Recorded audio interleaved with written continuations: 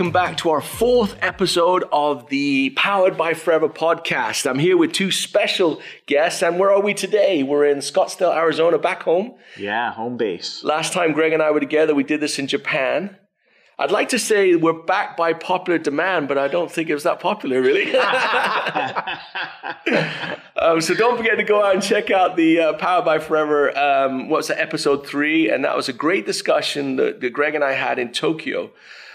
Brilliant discussion about their success over the years. And I think you could learn a lot about what they do and why they're number one for so many years and forever. So yeah, go check it out. And to see Kaz's insight too, from being only 2 years in the company, I found that really interesting. Very. He's incredible. Right. So that's the commercial over for our Powered by Forever version 3. But what's important now is version 4. Nick Woodward-Shaw, they're so good. He's so amazing that they gave him 2 last names because one wasn't sufficient. Well, it makes me sound smarter than I actually am, and it seems to be working. It's certainly, you fooled us, mate. You fooled us.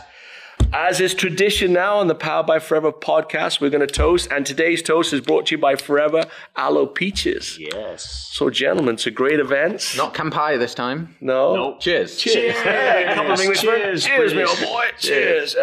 Down the hatch and all that. Mm-hmm. It's been a while since I've had peaches. It's lovely. That's good.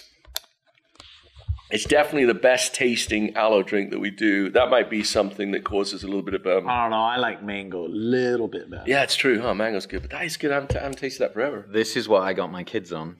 Oh, yeah? When they were really young. I persuaded them that it was liquidized gummy bears. And they took it. That's true. Sounds a bit valiant, doesn't it? And they still take it. Piece of advice right there. Your first way, trick your kids to drinking it by liquidizing gummy bears. All right. Hey, Nick, that's a good segue. Tell us a little bit about you, your family, what brought you to Forever? Well, I've actually been with Forever for 25 years this year. Those first 8 years, I worked for an outside vendor, as you guys know very well, looking after events in the UK for a few years, and then into Europe, and then over here, which, of course, I brought my family, beautiful wife, Laura, who, of course, you know very well, and Emily and Olivia, 2 daughters, who are doing their thing out in the world, like they do. And what is their thing? Emily, my eldest, she's 23. She is in retail management with Target, flying up the ladder there, which is weird because that wasn't what she intended to do. Yeah. It was all about theatre, dancing, performing. And then this took a little turn, but she's loving that. And then my wee one, who's 20, Olivia, she is a performer at Disneyland in Orlando. Sorry, Disney World in Orlando. World. Well, it's great. I remember very well Nick and I and Greg worked together a long time ago before you were officially part of Forever on success days and European events. And then one day, do you remember we were in Hong Kong? Yes, I do. And we were, what was the hotel? Do you remember the hotel? We were, it was like the high, really tall. The Hyatt, wasn't it? Mm-hmm. And I remember we were sat in there and Greg sort of formulated this idea. Do you think Nick would come and live in America? And that's where it began, huh? I remember that discussion. And how has it been since you've been here in America? Amazing. I mean, truly life-changing. And I mean that sincerely. I remember you asking... I nearly said pop the question, but that's typically... I don't think we were getting married at the time. But my mind spun around. It was not on my radar at all to be invited to come to Home Office. Huge honor. And it's been... And I remember one of the things you said, which completely took all the risk out of it, was you could tell that I was concerned from the family point of view because they were really settled in England in school. And I remember you saying, if it doesn't work out, we'll find a way of making it work. And suddenly that took all the pressure off and it just seemed like this could be an amazing adventure. And it has been. So very grateful. And life's good. Well, I can assure you that we're grateful too. And not you're part of the fabric of who we are. So it's not, what you contribute to Forever, the FBOs, and to our experiences, events, communications is just remarkable. But not that you don't need to hear that, but it's obvious, and I'm sure that everyone out there agrees too. His role has developed over the years too. And so I was going to ask you, you were very focused in events back then, but it's really developed since you've been here. So tell us a little bit. I don't think everyone realizes you're not just events. What else are you involved with? Well, thanks to you guys, I'm now the title's Senior Vice President, which makes me sound very old. Senior. Bloody hell. Well, look in the mirror. Of communications. Communications being events, marketing, relationships, and taking care of the FBOs, which of course is the most important thing. So really, it's everything that the company presents, includes PR as well, and making sure that we represent the company as well as possible, and of course take care, reward, educate, inspire the FBOs to do what they do. So, and is that a full-time job? Good job I don't get paid by the hour. You couldn't afford it. Oh, that's brilliant. I have to write that one down. The scope of your work, your energy levels are off the charts. You never stop, And in fact, where did you just get back from? Just came back from a trip in Thailand, checking out everything for the EMR 25 next year in Phuket. How's that looking? Looking really good. That is a beautiful resort. And of course, we know the Thai culture very well. Super hospitable, beautiful beach. The food. Oh, the food. I love the food. So I had a couple of days there, making sure that's all in line. Tell us a little bit, since we're on this subject. A lot of people have gone to Pattaya in the past because we went there, I don't know, 3 times? 3 times, yeah. What do you see the difference between Pattaya and Phuket? Because I see a big difference. Yeah, I mean, it's definitely a slight upscale. Yeah. Pattaya's great, and we have great friends there, and the resorts there is beautiful. But yeah, Phuket's definitely a step up. The beach is more idyllic, if you like. The resorts, definitely an upgrade there. And we're going to have 3, maybe 4 resorts all right next to each other, all connected by the beach. And it's definitely set up a little bit more for, when I say tourist, it's very authentic. Some amazing restaurants and plenty of sightseeing, which of course will. I think it's a really fun place too, right? Yeah. It's a kind of party more place. so than Pattaya, right? Because we kind of hung out inside the resort, didn't we, in Pattaya, which was nice, but didn't really have the opportunity so much to go out because there wasn't so much there. So no, I'm really excited about that one. I know they're going to love it, and also one of the great things about Thailand, which I know some people ask us why we go back, but of course one of the main reasons is that for visas and travel, it's much easier in places like Thailand. So it is one of the reasons we like to go there, because we hate it when people qualify and they're not able to attend for visa reasons. And another good reason Phuket is the airport's bigger. Right. So there's more international flights coming in than Pattaya. Correct. So that should help. The travel too. You don't have to drive from Bangkok. And the airport's about 20-25 minutes from where we're going to be at. So it's going to be great. So tell us a little about the process of choosing a venue or a location. What does that look like? Give the sort of listener a kind of an idea of what goes into that decision. Well, it's a long and complicated process, I would say, and not particularly structured. But what we try and do is, and sometimes we're looking 3 or 4 years ahead. In fact, right now we're looking 5 years ahead, because we're trying to take advantage of some relationships and being able to secure the places we want to take our qualifiers to. But we look at various things. Accessibility is really important. Trying to make sure that as many guests can come in and visit. And we try and find destinations where we're showing our FBOs the world. I remember when we launched Global Rally we launched it in 2012 for the first one to be in 13. And I think one of the taglines we had is, "You're going to see the world with the Global Rally." And boy, have we proved it. We've hit, I think, every continent pretty much except for Antarctica. Do you have any venues?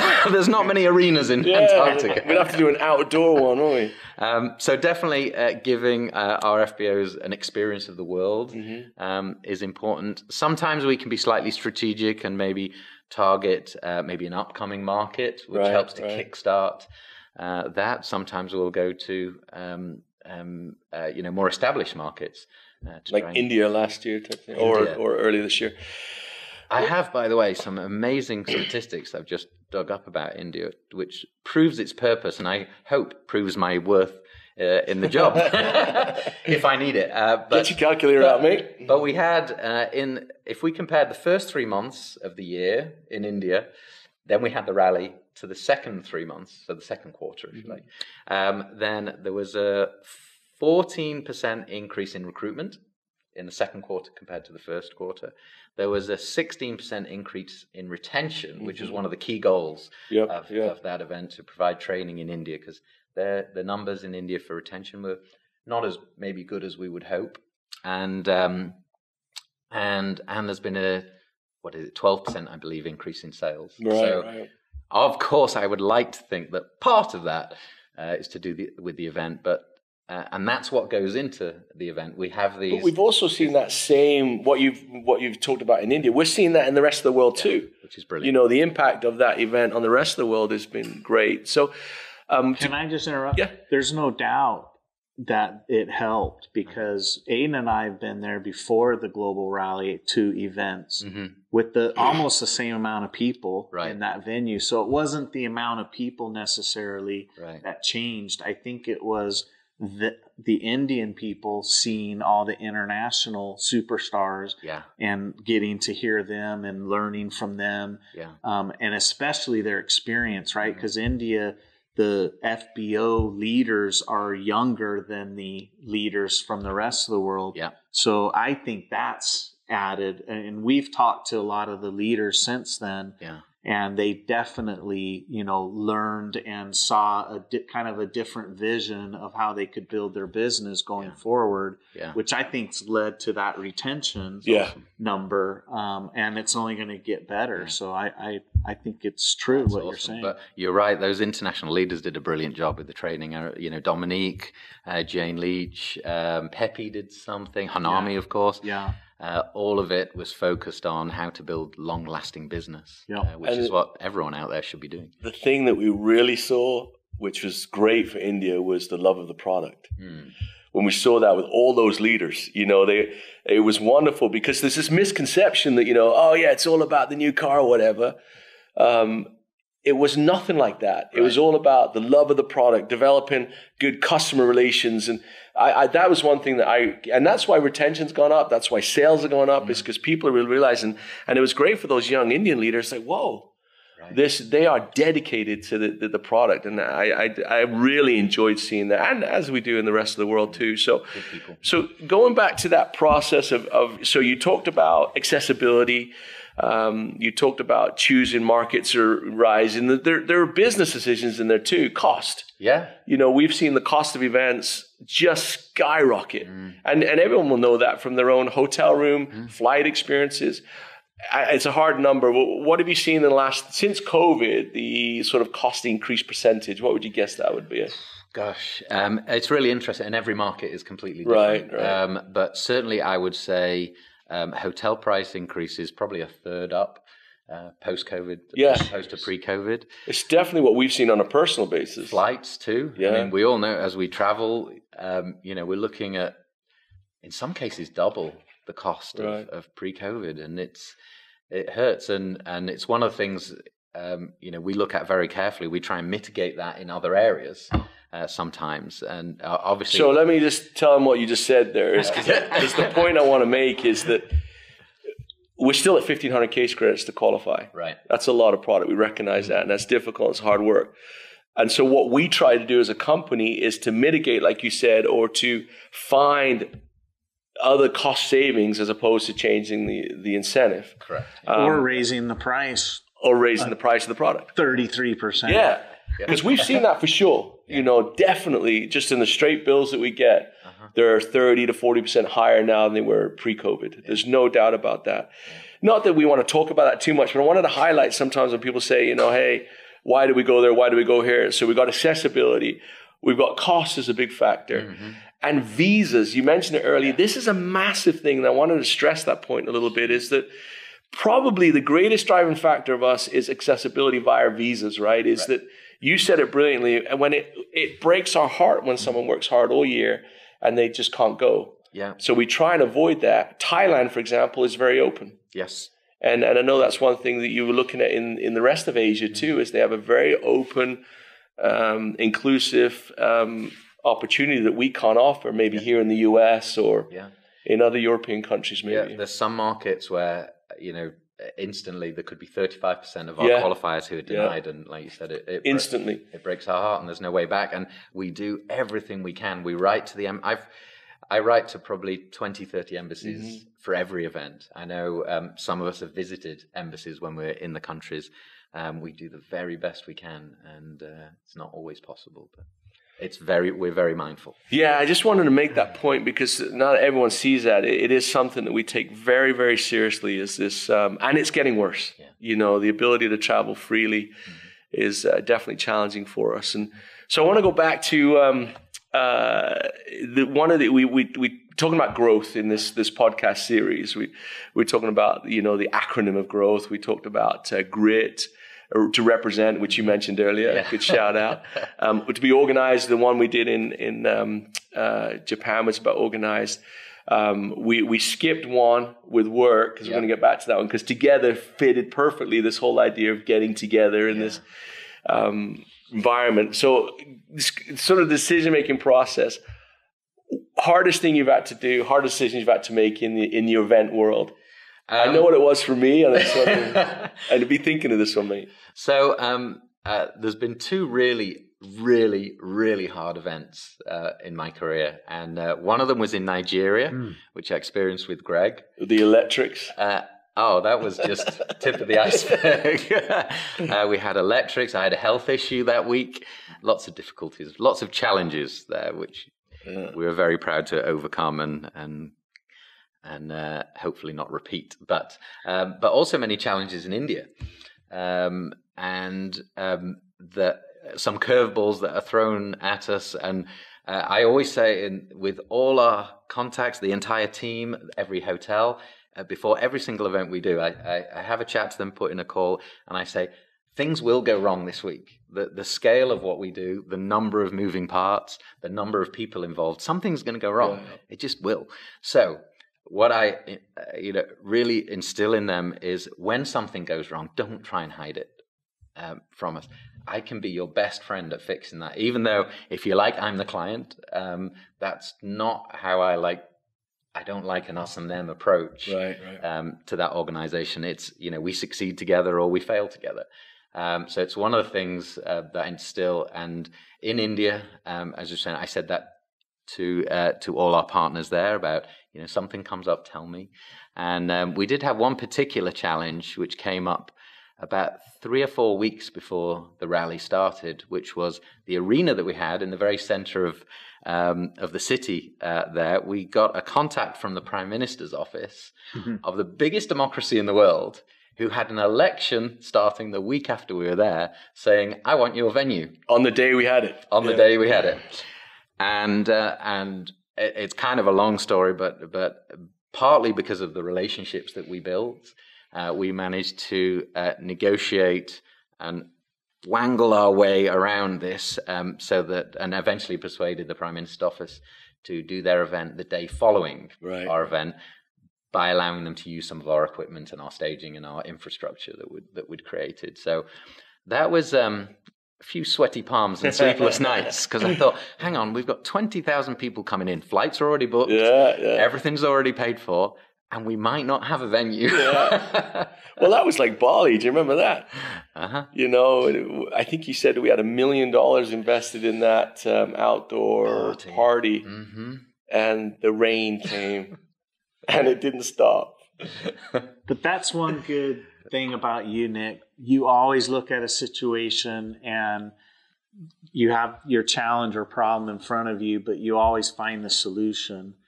that's where you spend your time and your effort, not worrying about the problem itself, but what's the solution to it. And I think that's a great lesson for all of us to learn, to not spend time worrying about it, but looking and searching for the answer. It's Laura thinks maybe I have a psychological issue, but in a weird way, I love those times. It's kind of a huge buzz, right?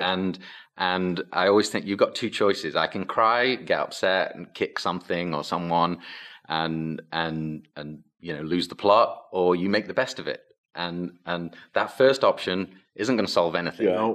So I might as well just dive in, do the very best we can, and certainly with barley.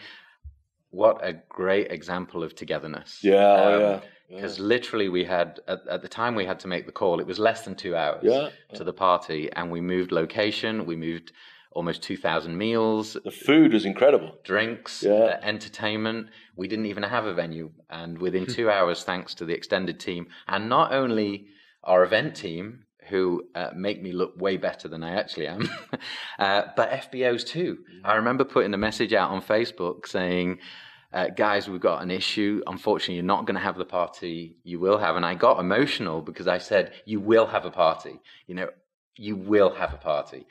And I got texts and calls and messages from hundreds of FBOs saying, what can I do to help? I remember I got something from Rolf saying, can I help set up chairs or something? Another FBO said, I'm a really bad DJ, but if you need one, I might be your best option. And FBOs did come by and they helped us set it up. And this is their party. And what a privilege it is to be around people like that. And just the attitude they brought to the party was incredible. We had so much fun. But I think also, you mentioned it earlier, the relationships that you build, not just with internally, but with the hotels. And because you did that, you were able to get that room. Right. Because you had that relationship built with them. And, again, that's very important for all of us to learn. It may not seem right now that it was important to have that relationship with the hotel staff, but later on it became the solution to the problem. Similar issue in Abu Dhabi. Remember when sadly the Sheikh passed away? And we thought our party on the Formula One track was going to be cancelled. And again, I think part of that was some of the relationships that we built with the government there.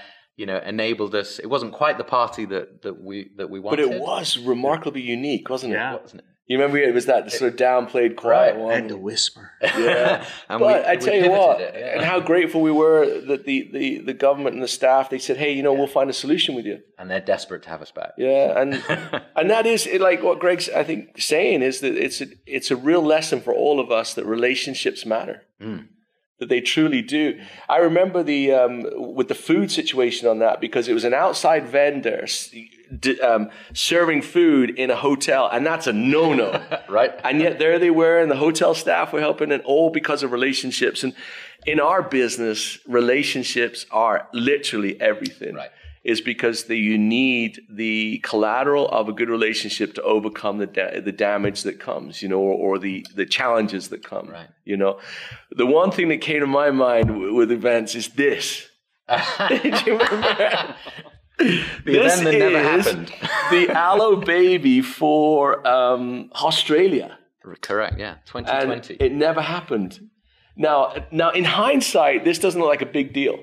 But do you remember at the time we were sat in the boardroom right here, and this idea that we forever wouldn't have a rally was completely alien, and this thought process that we were going to cancel this because it was right at the beginning of the COVID experience. And now looking back, it seems easy decision, but I remember us looking at the numbers. It really wasn't a decision. No, exactly. But at the time, it was huge. Yeah. That's one thing I remember. And then pulling the plug on a rally, I just remember thinking, how are we going to survive this? And then in 6 weeks maybe? Yeah.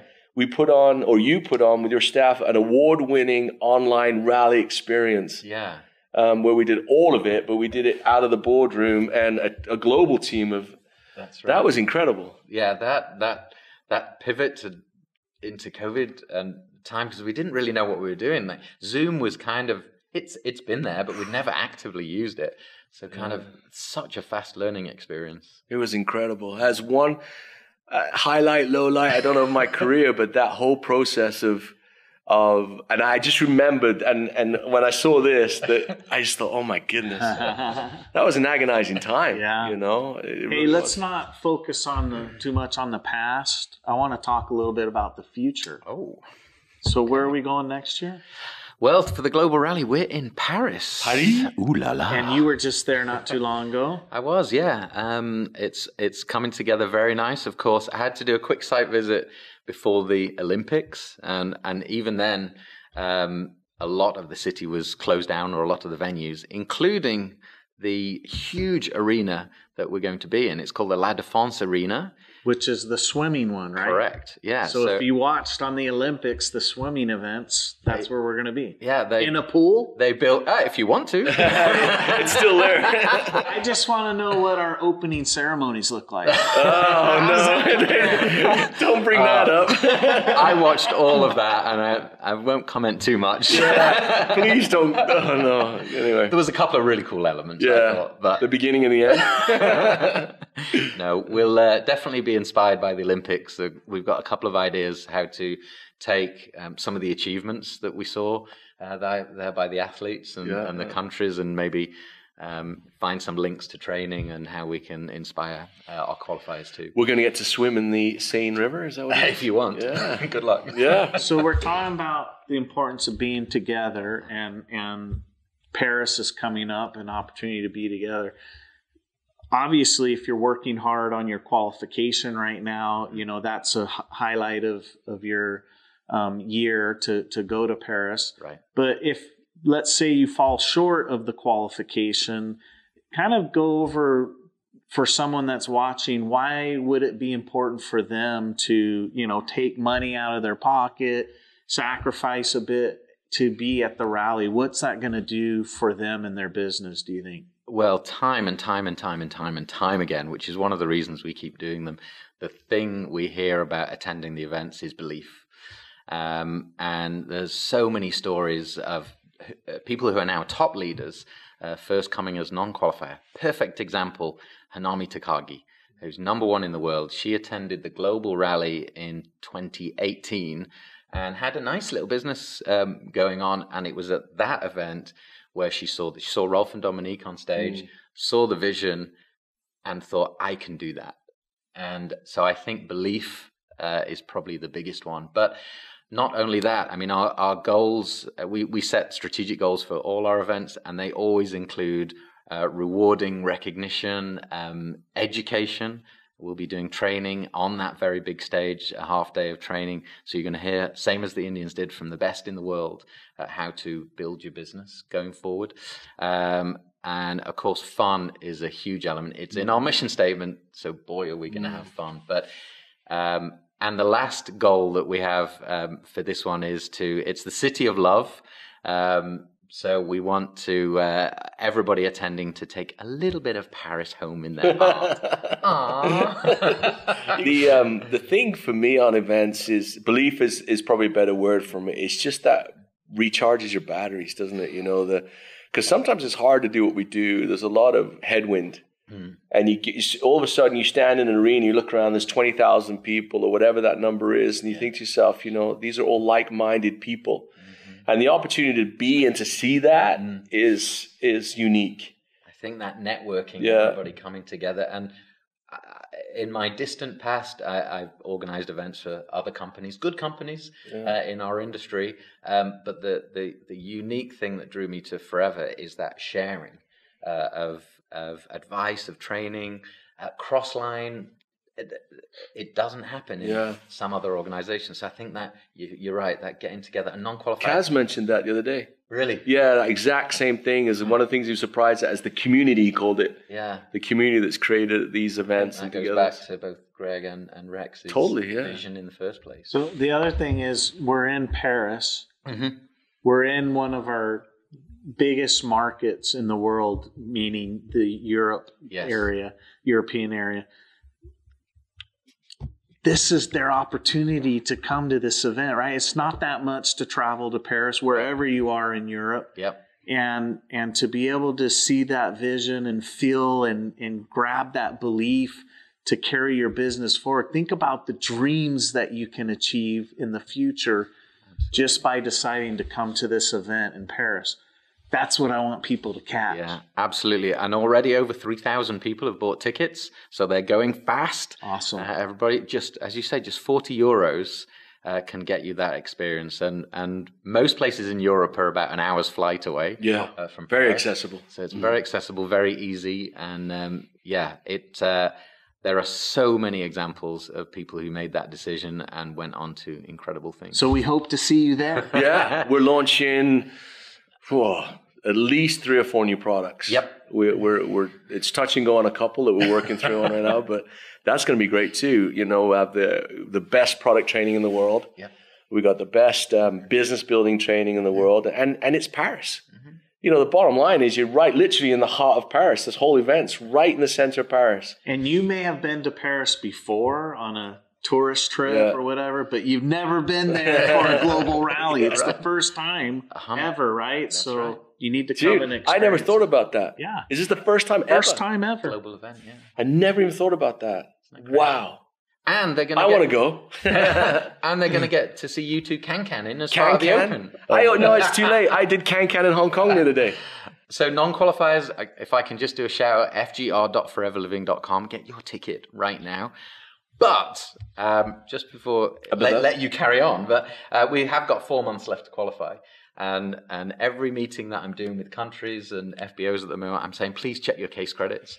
Every single year, we have people that are 1 or 2 case credits from qualifying, and they've missed out, or 1 or 2 from case credits away from leveling up.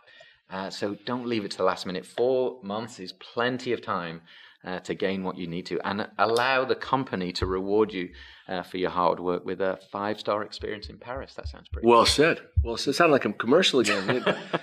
Let's go back to EMR in because we have an EMR coming up in 4 weeks, something like that. Is that what it looks like?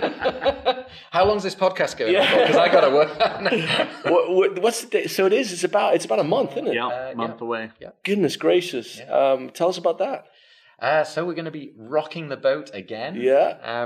In 2017, which was a blast last time, by the way. It was so much fun, wasn't it? It was. And this year, I think it's going to be even more of a blast because we were presented with a slightly bigger ship.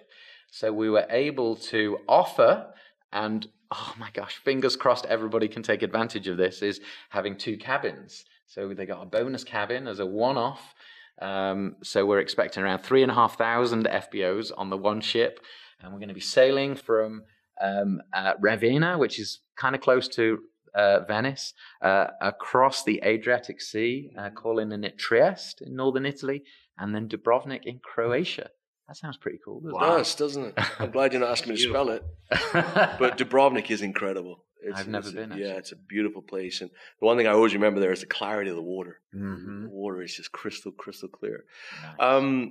How are we looking? I hate to raise this. I know that's one of the questions they're all going to be watching. It is. Well, certainly by the time this is out, everybody will know their fate. Yeah. but we're about 24 hours away from the deadline closing. Right. And I believe, partly due to the sad effect of travel visas, we know there's going to be a few of our friends unable to attend, sadly. But probably what that will mean is 98% of FBOs who wanted 2 cabins will get them. Looks like we may have 1 or 2 that may not, but that may change tomorrow. And by the time this podcast is out, you will know. But you need to know we have done everything we can to accommodate everybody. We have less staff, less crew. We're doing translations remotely. Right. So most of the translators are on the mainland or staying at home. So that we can free up every single cabin for the FBOs who deserve it. So. Well done. Yeah. You worked really hard on that. It's been thank you. There's been a lot of work behind the scenes. And we didn't anticipate it being so difficult. There was a massive response, wasn't there? A global response, over 30% more Eagle managers and sales are up. Yeah. What does that say about Eagle Manager? Oh, yeah. There's definitely we've proven that there's a correlation between Eagle Manager and growth. Yeah, absolutely. Yeah. But as well as seeing those great places, of course, we've got a day of training, which we do every year, very specifically designed for Eagle managers to take their business to the next level, aiming at chairman's bonus and beyond. Mm-hmm. Last night party that's become infamous, whatever you want to say. We've got some opportunity to buy some swag on the boat. Nice. You can upgrade your experience with some dining options, some drinks packages, some trips, escorted trips around Dubrovnik and Trieste. We need to tell them that. Yeah. Because they need to, once they find out they're going, they need to, where would I go to book something? So we'll be sending out a link. It's about the end of the month where they'll be able to download the Royal Caribbean app. They can put in their cabin code and they will have their own account on there. And on there, they'll be able to book a spa treatment for their spouse or partner. They'll be able to buy a drinks package. They'll be able to upgrade one of the meals to a steak restaurant or sushi restaurant or Italian. There's be able to book their trips to Trieste and Dubrovnik. I would say those escorted trips or organized ones by Royal Caribbean are definitely worth doing. And they get you back to the boat on time. It's very, very well organized, very well escorted. They'll show you the history if you want to do that. So loads of opportunities. So end of the month, end of August, should be able to get that app and start upgrading your experience. They definitely need to do that because last time a lot of people missed that opportunity by not booking early. So really, really good reminder. Excellent. Yep. And then what's the future after that look like? Well, Phuket for EMR 25. Right. Booked and everybody's underway already with the qualification on that. So that's looking good. And then after that, but for sure, and Greg and I have both seen this, we are out to 2030 right now on venues for EMR and Rally. Yep. And they're looking good. It's really exciting. We are seeing the world. Yeah, it's incredible. These events, So that's how far out we get. Is 5 years? Is that your goal? So does that mean my job's safe till 2030? So, as of today, yeah. You might not be, when you find out the other 2% that didn't get their room, might be after you. That's true. It won't be me and Greg, but you might be one of them. So, no, I think for the FBO, you make a great point. Is we're planning that far ahead to motivate and excite and incentivize you, and it's not just in events in the company. We're investing every part of our business, right? We're here to stay. All right, with all your experience of doing the events, and I know that you have a very clear matrix is maybe the wrong word, but guide of what you want the experience to be like. And what does that look like? What is your roadmap when you start up and you come and you sit down and say, okay, we're going to Paris and we want to do this, this, and this. What is that? So it's one of my favorite times of the year, and I always do it on a weekend, so nobody else is bothering me. Sometimes go for a little walk. I find a place to myself, and I sit down with a blank piece of paper, and I try to imagine what are the goals. What do we want to achieve for this event? A, for the business, but probably more importantly for the FBO. Right. How do we want them to feel? Because I think that dopamine moment, connections, relationships that we build is critical and vital, and we design those moments in. It was a piece of advice I was given once by somebody many, many years ago when I was starting my career out in events was, think about the guy sat on his own 3/4 of the way back in the middle. Middle. How's he feeling? Yeah. Is he engaged? Is he connected? Is it too loud? Have I had enough? And so that's one of the things I think about. And then on this blank sheet of paper, try and write down the journey of these 5, 6, 7, 8 days, whatever it might be, in that destination, and make sure we give them different experiences that will affect change, to make them do something differently when they leave that event. And it's one quote you use a lot, I've noticed, is when you do a presentation, and it applies to business presentations, maybe even when you're doing recruitment with somebody, is that I think you say 20% of you will we'll do something different as a result of this event, of this training, this presentation. 80% of you won't. And so I'm constantly striving to how can we make that number bigger? Mm-hmm. What I always love when you say it is you'll say, who's in the 20%? And of course, everybody puts their hands up. 100% put their hands up, yeah. So that's something from, if I'm an FBO and I'm watching this podcast and I'm looking at, you as a professional event organizer, amongst the other things we've discussed, what am I looking to do? Like, what advice would you give me if I wanted to put an event on? Because some of our leaders, everything from having 5 people at a product launch in my house to hosting my annual kickoff with 2,000, 3,000, 4,000 people, whatever. Yeah. What am I looking to achieve? Yeah, you're right. It's the same. It's just scale, and I have a bunch of friends helping me. Right. But yeah, so there's these 3 kind of, for me, there's these 3 trinity of experiences, is what I call it, and they're anticipation. So that's before the event is happening. It's building that excitement or understanding of what might happen, but yeah, building the anticipation.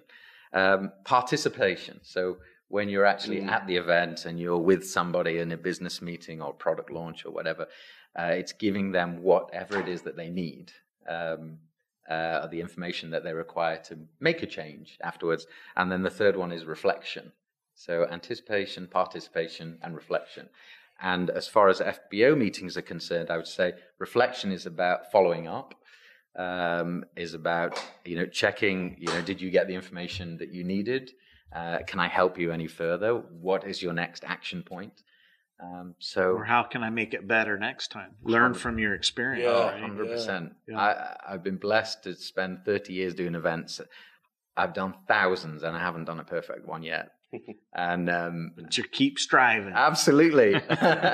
And yeah, never stop learning. But I think if FBOs put a similar thought process in place around anticipation, participation, and engagement at that point, and then follow-up reflections, that might help them.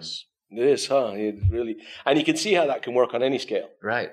Yeah. Even if it's just like that, like you said, that one-on-one or product sharing opportunity, right up to a big, massive event.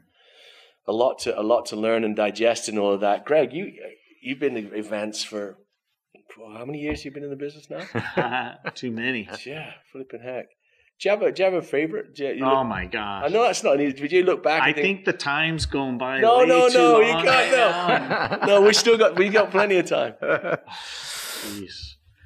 All of them have some kind of significance. I think one of the biggest ones that remain with me is probably the first global rally in Hawaii.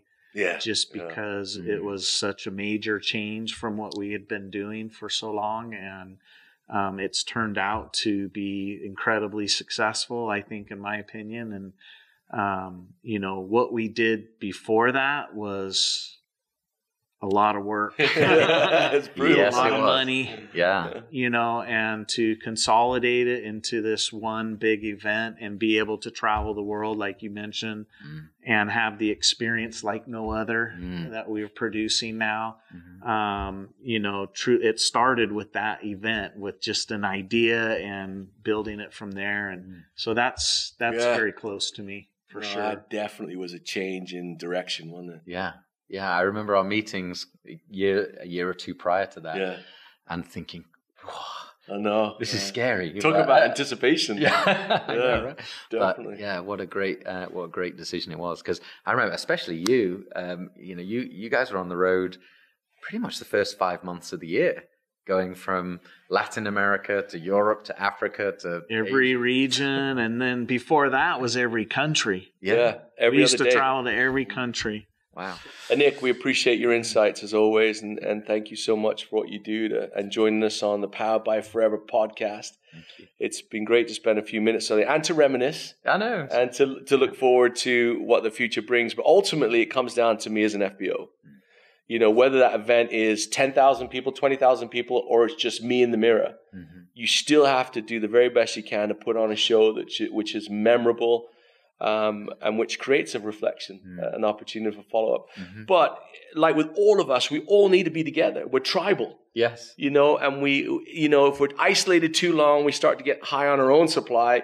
We need to come together, reset, and that's what the event's about. And you do an amazing job at leading that. So, mate, we've got EMR coming up in just a couple weeks, 4 weeks. We've got Paris coming up, and so many other wonderful things in between. So, Nick, thanks for what we do, and we appreciate you very much. And we'll see you all again in the Powered by Forever podcast, which will be version 5. Where in the world we're going to record it, I don't know yet, but someone will probably tell me in a minute. Don't forget to go back and check out the other episodes as well, because of some great information with great guests and great observations that have been made by some brilliant people. So we'll see you there. Take care. Adios. Ciao.